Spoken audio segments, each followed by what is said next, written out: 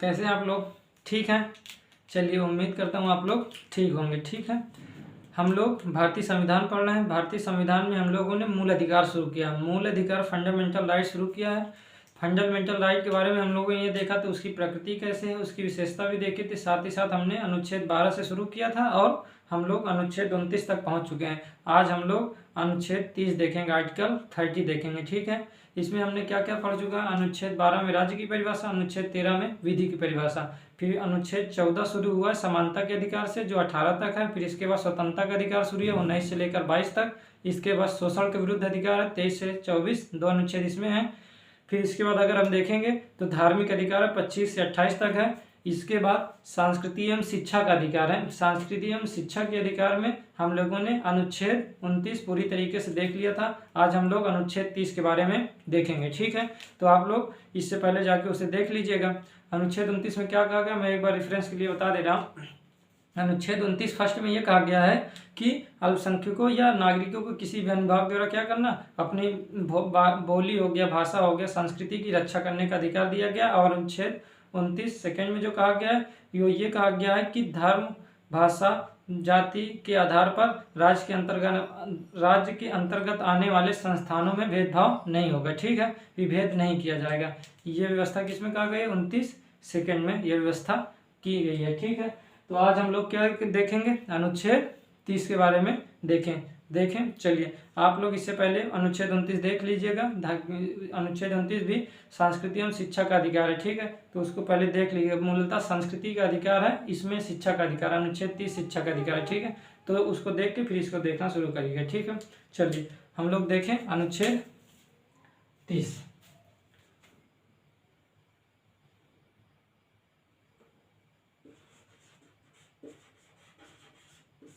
अनुच्छेद 30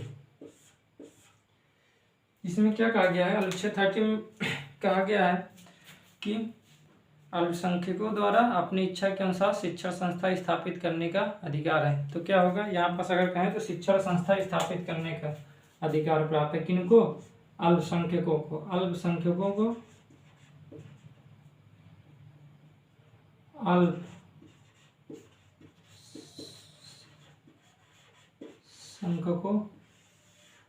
को प्राप्त शिक्षा का अधिकार को प्राप्त शिक्षा का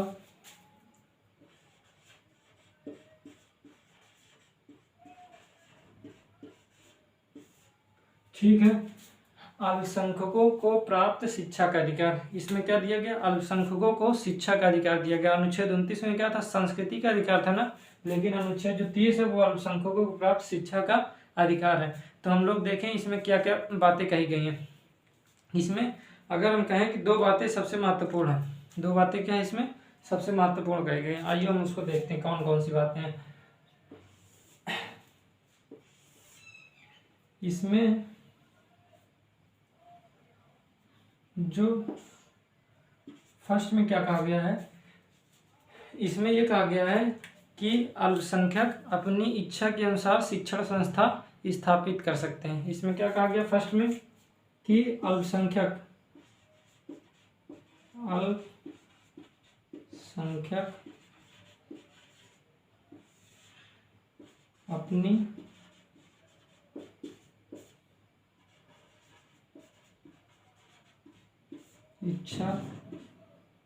अपनी इच्छा से शिक्षण संस्थान स्थापित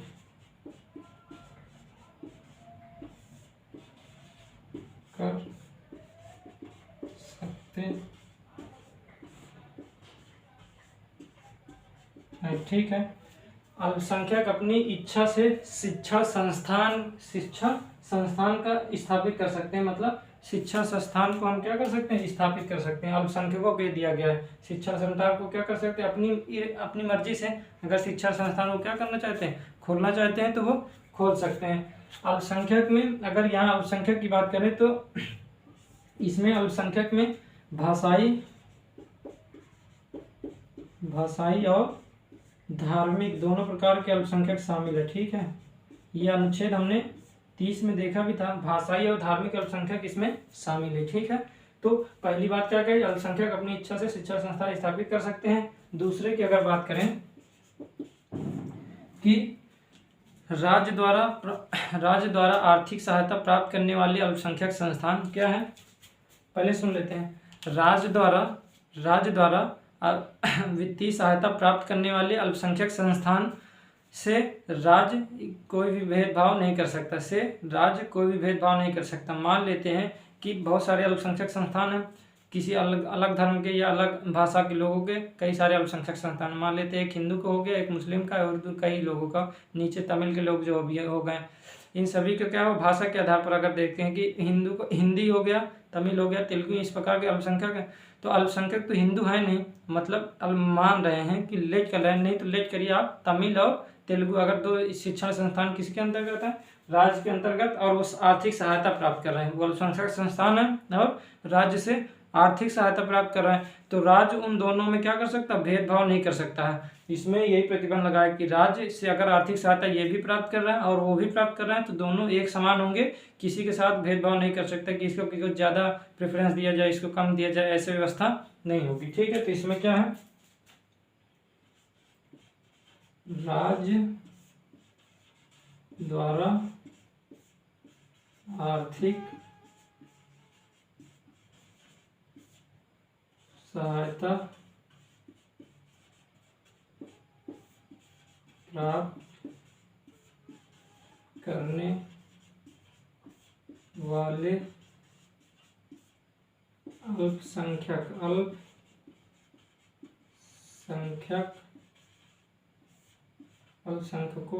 अल्पसंख्यक संस्थान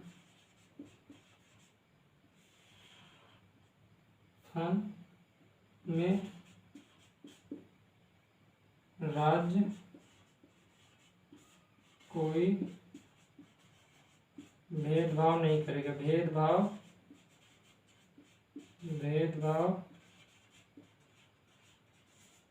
नहीं करेगा। ठीक है, राज्य द्वारा आर्थिक सहायता प्राप्त करने वाले अल्पसंख्यक संस्थान में राज्य कोई भी भेदभाव नहीं करेगा, राज्य द्वारा किसी प्रकार का कोई भी भेदभाव नहीं किया जाएगा अगर आर्थिक सहायता प्राप्त कर रहे हैं। ठीक है, तो दो बातें इसमें, अल्पसंख्यक अपनी इच्छा के अनुसार क्या कर सकते हैं, शिक्षण संस्थान स्थापित कर सकते हैं, शिक्षण संस्थान में स्थापित करने के साथ साथ इसका प्रशासन भी वो संचालित कर सकते हैं कि कैसे शिक्षण संस्थान संचालित होगा, उसका संचालन भी क्या कर सकते हैं, वो अल्पसंख्यक जो संस्थापक होगा, अल्पसंख्यकों का जो उस अल्पसंख्यक संस्थान का जो संस्थापक होगा वो क्या कर सकता है, उस पर प्रशासन भी चला सकता है, इसमें कोई भी रोक टोक नहीं होगी। ठीक है, दूसरा इसके बारे में बताया गया। तो ये मुख्यतः दो बातें किसमें कही गई, अनुच्छेद 30 में कही गई। ठीक है, इसके बाद जब 44वां संविधान 42वां, देखिए आप ध्यान करिए, 44वां संविधान संशोधन हुआ, उसमें संपत्ति के अधिकार को हटा दिया गया। संपत्ति के अधिकार को किसमें हटाया गया, 44वें संविधान संशोधन 1978 में। ठीक है, जब संपत्ति के अधिकार को हटाया गया तो उसमें एक व्यवस्था की गई कि अल्पसंख्यक संस्थानों से संबंधित ही उसमें एक क्या किया गया, व्यवस्था की गई, क्या किया गया, आइए हम उसको देखते हैं। इसमें यह कहा गया कि राज्य यदि अल्पसंख्यक संस्थानों क्या है कि राज्य यदि अल्पसंख्यक संस्थानों का अधिग्रहण करता है, राज्य यदि अल्पसंख्यक संस्थानों की संपत्ति अल्पसंख्यकों की संपत्ति क्या कर सकता है, अधिग्रहण करता है, तो उसके लिए क्षतिपूर्ति देनी होगी। क्या देनी होगी, क्षतिपूर्ति देनी होगी। ठीक है, ये किसमें कहा गया, 44वें संविधान संशोधन में। 44वां संविधान संशोधन कब हुआ था, मोरारजी देसाई जी की सरकार आई थी, मोरारजी देसाई जी की सरकार में 44वां संविधान संशोधन हुआ। उसमें यह कह दिया गया कि यदि राज्य की अल्पसंख्यक क्षतिपूर्ति, इसमें क्या कहा गया कि यदि अल्पसंख्यक संस्थानों की संपत्ति का राज्य अधिग्रहण करेगा तो उसके लिए क्षतिपूर्ति देगा। ठीक है, ये इसमें किसमें कहा गया, 44वां, क्योंकि क्षतिपूर्ति का प्रावधान हटा दिया गया ना। संपत्ति का अधिकार हम जब देखेंगे तो उसमें क्षतिपूर्ति का हम देखेंगे, जब 31 सेकेंड में क्या कहा गया था, 31 सेकेंड में ये क्षतिपूर्ति की बात कही गई थी। ठीक है, लेकिन जब संपत्ति का अधिकार को हटा दिया गया तो उसमें एक व्यवस्था ये जोड़ दिया गया, लेकिन अल्पसंख्यक संस्थानों की संपत्ति के राज्य यदि अधिग्रहण करेगा तो वह उसके लिए क्षतिपूर्ति चुकाएगा। ठीक है, लेकिन इसमें क्या था, इसमें भी क्या था क्षतिपूर्ति के बारे में, लेकिन ये जब समाप्त हो गया तो इसको रख दिया गया ताकि अल्पसंख्यकों का संरक्षण हो सके। ठीक है, ये किसमें कहा गया था, 44वें संविधान संशोधन में कहा गया था। और किस अनुच्छेद की बात है, अनुच्छेद 30 की बात है। ठीक है, तो इतना क्लियर हो गया। ठीक है, तो इसको हम देख लें। अब इसके आगे थोड़ा सा देखते हैं, रफ करते हैं इसको।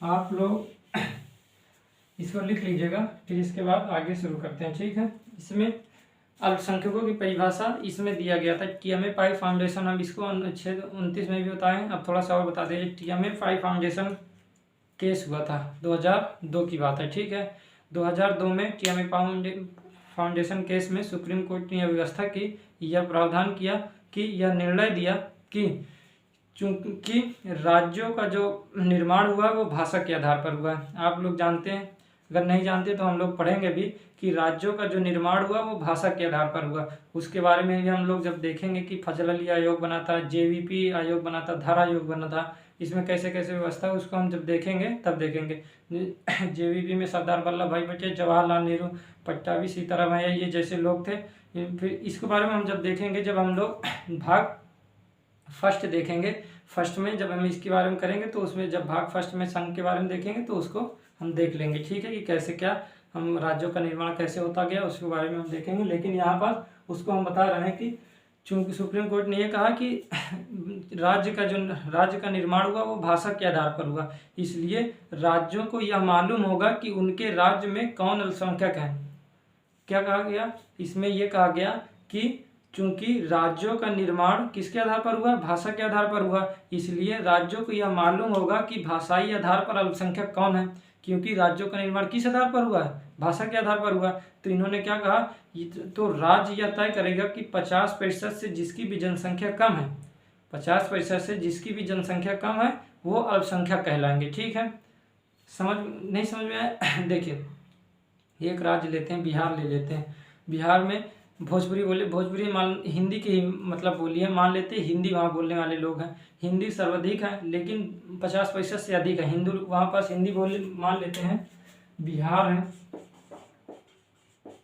बिहार में एक हिंदी भाषी ले लिखते हैं, हिंदी, उड़िया, यहाँ बांग्ला लिखते हैं, बांग्ला, और भी मराठी, ठीक है, और गुजराती कुछ भी लिखें। अगर गुजराती होंगे नहीं, लेकिन अगर एक दो कहीं भूले भटके वहाँ पहुँच जाएं तो उसकी बात। तो मान लेते हैं हिंदू प्रतिशत कितने हैं वहाँ पास, मान लेते हैं कितने हैं, 56%। ठीक है, और ये हो गए मान लेते हैं 5%, इसके बाद ये हो गए 7%, ये हो गए 2%, ये हो गए 1%। इस तरह करते हुए और ढेर सारे हों। तो मान लीजिए, तो क्या हुआ, हिंदी भाषी लोग हैं, हिंदी भाषी लोग बिहार में हैं, तो मान लेते ये क्या हुआ, ये अल्पसंख्यक नहीं कहलाएंगे क्योंकि ये 50% से ज़्यादा है। 50% से ज़्यादा कम क्या है, ये हैं उड़िया, बांग्ला, मराठी, गुजराती बोलने वाले, तो ये लोग क्या कहलाएंगे, अल्पसंख्यक कहलाएंगे, लेकिन ये अल्पसंख्यक नहीं कहलाएंगे। ठीक है, तो ये चीज़ राज्य निर्धारण करेगा। ये सब क्या करेगा, अल्पसंख्यकों का निर्धारण कौन करेगा, राज्य करेगा। ये किसमें कहा गया, टीएमए पाई फाउंडेशन के 2002 में हुआ था, उसमें यह कहा गया। ठीक है, चलिए, टीएमए पाई फाउंडेशन को केस में अल्पसंख्यकों की परिभाषा दी गई। ठीक है, अल्पसंख्यकों की परिभाषा दी गई और साथ ही साथ यह कह दिया गया इसमें कि इसमें कुछ व्यवस्थाएं और कही गई। क्या देखते हैं, टीएमए पाई फाउंडेशन, टीएमए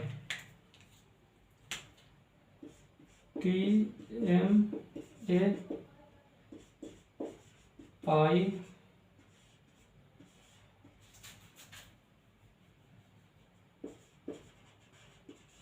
फाउंडेशन, वाद का या केस कब हुआ था, 2002 में। ठीक है, टीएमए पाई फाउंडेशन के 2002 में हुआ था। इसमें ये कहा गया अल्पसंख्यक संस्थान में क्या क्या निर्धारण कर सकता है, अल्पसंख्यक जो संस्थान होगा वो क्या निर्धारण कर सकता है। तो इसमें यह पहली व्यवस्था बताई गई, कहा गया क्या क्या कर सकते हैं, आइए देखते हैं। इसमें यह कहा गया कि फीस का निर्धारण कर सकता है, अल्पसंख्यक संस्थान क्या कर सकते हैं, फीस का निर्धारण, फीस का निर्धारण, फीस का निर्धारण, अध्यापकों का नियुक्ति, अध्यापकों की नियुक्ति कर सकता है, अध्यापकों की नियुक्ति, ठीक है। दूसरे इसमें और एक और बात जो कही गई, इसमें कहा गया गैर अल्पसंख्यक संस्थान, गैर अल्पसंख्यक, जो अल्पसंख्यक नहीं है उन्हें क्या कहा जाएगा, गैर अल्पसंख्यक लोगों के प्रवेश की मात्रा तय कर देना, प्रवेश की मात्रा तय करना, मात्रा भी तय कर सकते हैं। जैसे इसमें फीस का निर्धारण कर सकते हैं, अध्यापकों की नियुक्ति कर सकते हैं, गैर अल्पसंख्यक लोगों या लड़कों को क्या कर सकते हैं, प्रवेश की मान्यता। मान लेते हैं जो गैर अल्पसंख्यक है वो भी प्रवेश लेना चाहते हैं अल्पसंख्यक संस्थान में, तो कह सकते हैं कि 10% से ज़्यादा लोग इसमें शामिल नहीं होंगे, तो 10% लोग आएंगे उसमें शामिल होंगे, इससे ज़्यादा उसमें शामिल नहीं होंगे। तो इसका भी निर्धारण किसमें कर सकते हैं, अल्पसंख्यक संस्थान। किसमें कहा गया था, TMA पाई फाउंडेशन के 2002 में ये कहा गया था, ठीक है। इस पर जो प्रतिबंध लगाया गया है देखते हैं, इसी केस में कहा गया कि राज्य प्रतिबंध लगाएगा, क्या होगा, राज्य, इसे रफ कर दें, इसे लिख लीजिएगा, इसमें राज्य द्वारा प्रतिबंध के बारे में देखते हैं, इसे आप लिख लीजिएगा, ठीक है।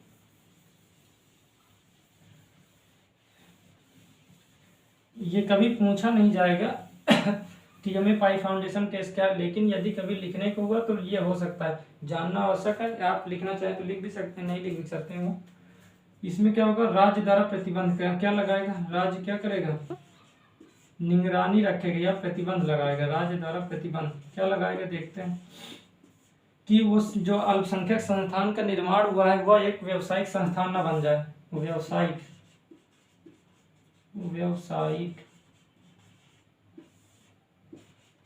संस्थान न बन जाए,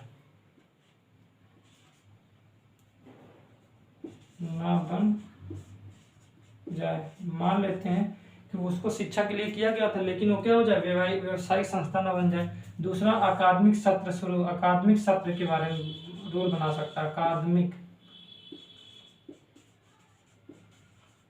अकादमिक सत्र। मान लेते हैं अकादमिक सत्र का मतलब इसको क्या कर सकता है, प्रतिबंध कर सकता है कि हाँ आप अकादमिक सत्र बनाएंगे। देखिए सभी कॉलेज, मान लेते हैं सभी स्कूल अप्रैल में खुल जाते हैं, लेकिन अगर अल्पसंख्यक संस्थान कहें नहीं हम अप्रैल से नहीं, नया सेशन अप्रैल से नहीं शुरू करेंगे, अक्टूबर से शुरू करेंगे, तो यह व्यवस्था नहीं होगी। तो इसमें कह दिया गया अकादमिक सत्र भी उसी तरह शुरू होगा जिस तरह सब शुरू किया जाता है।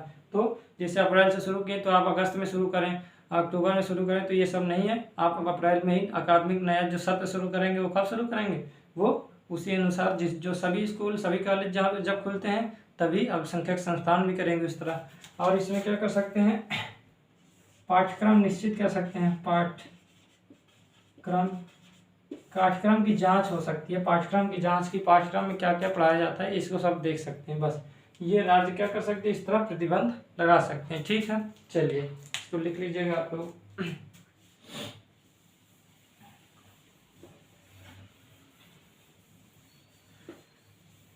एक केस 2007 में हुआ, अल्पसंख्यक से संबंधित एक केस कब हुआ, 2007 में हुआ, जिसे कहते हैं secretary of Malankara Catholic college के 2007, जिसमें सुप्रीम कोर्ट के निर्णय हैं।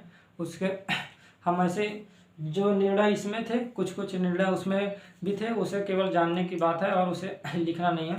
क्या है उसमें, क्या कहा गया, secretary of Malankara Catholic college के 2007 में क्या है, सुप्रीम कोर्ट द्वारा यह निर्णय दिया गया कि अल्पसंख्यक संस्थानों का जो प्रशासन होगा, अल्पसंख्यक संस्थान का निर्माण हो सकता है तो उसका प्रशासन किस प्रकार चलाया जाएगा इसके बारे में उन्होंने बताया। कहें कि कि उसमें क्या कर सकता है, अपनी गवर्निंग बॉडी, जो संस्थापक होगा, अल्पसंख्यक संस्थान का जो संस्थापक होगा वह गवर्निंग बॉडी चुन सकता है जिसको विश्वास हो कि वह उस संस्थान को चला सके। गवर्निंग बॉडी मान लेते हैं, उसको चलाने के प्रशासन देखने के लिए वो अपना किसी भी व्यक्ति को नियुक्त कर सकता है कि आप देखिए, जिस पर उसे विश्वास हो। तो ये सब व्यवस्था किसमें कह दिया गया, इसमें सेक्रेटरी ऑफ मालांकारा कैथोलिक कॉलेज के 2007 में ये कहा गया।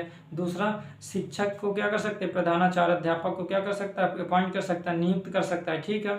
साथ ही साथ ये इसमें क्या कर सकता है, फीस का निर्धारण भी कर सकता है। इसमें इसी में बताया गया, देखिए फीस का निर्धारण उसमें भी था ना, फीस का निर्धारण भी कर सकता है।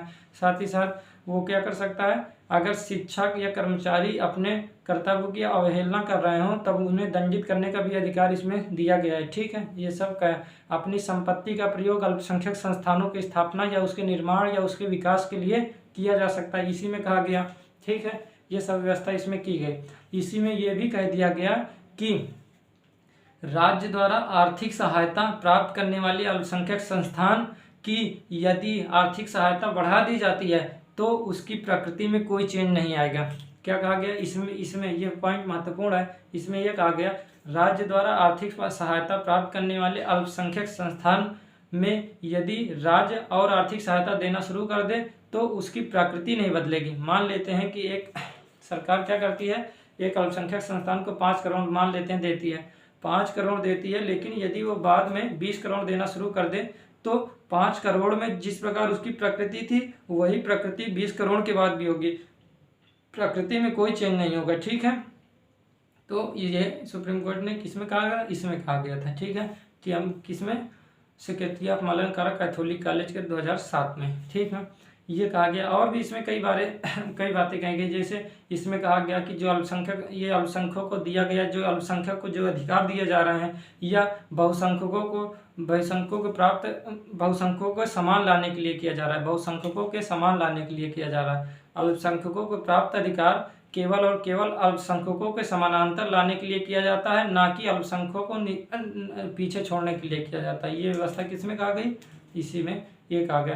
तो इसका मतलब क्या हुआ, अल्पसंख्यकों को जो मिले अधिकार वो उनके संरक्षण और उनके उत्थान के लिए, और किनको बराबर लाने के लिए, बहुसंख्यकों के बराबर लाने के लिए किया जा रहा, ना कि अल्पसंख्यकों के अधिकारों का अवहेलना की जा रही है, ठीक है। ये किसमें कहा गया, इसी में ये कहा गया, ठीक है।